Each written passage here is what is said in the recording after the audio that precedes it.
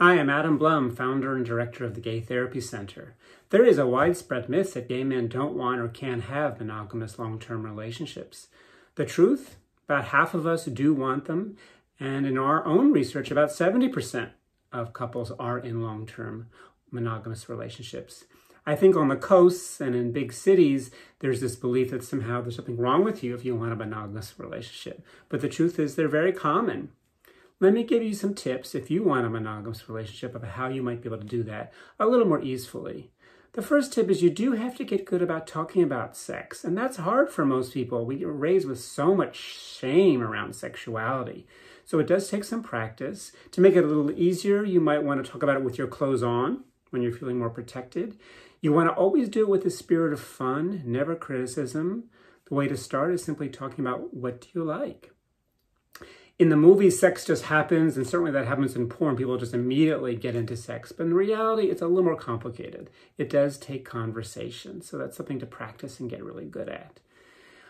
Sex will get boring in the context of a long-term monogamous relationship. No doubt about it. Expect that. That's okay. That's extremely normal. The truth is, humans get bored in everything we do if we do it the same way over and over.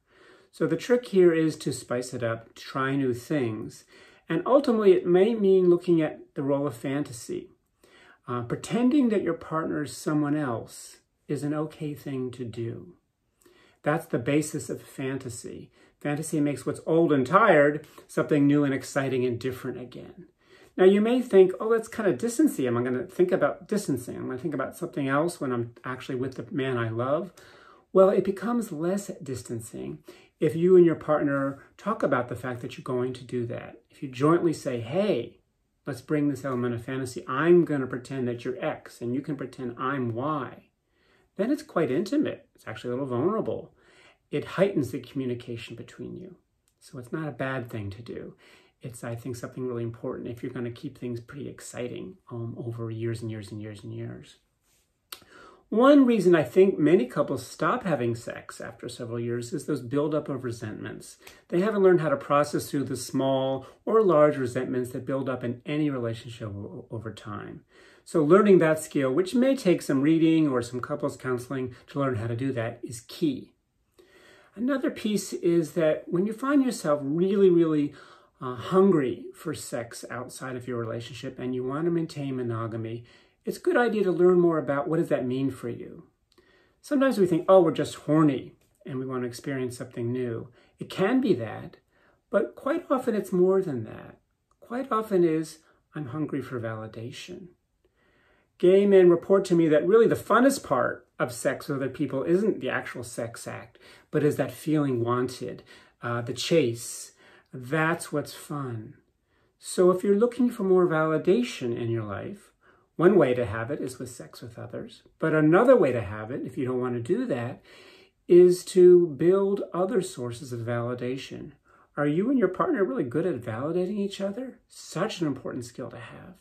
How can you guys get better at giving each other compliments regularly, every week, sharing positive feelings about each other? Really important. And even more important, how good are you at self-validation?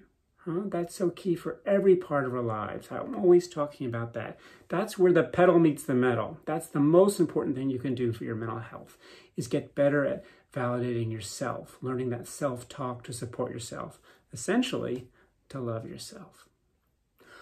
All gay men are looking for validation. All human beings are looking for validation. However, gay folks may be looking for it a bit more because we spent growing up not getting validated as sexual beings, quite the opposite. So we can be really hungry for messages that we are sexually desirable, since our sexuality was considered kind of yucky or awful when we were little kids. Good monogamous relationships start with you, i.e., your relationship you have with yourself. When you get good at looking at that inner critic and responding to it in a more positive way, you will find that your long-term relationships get better and better.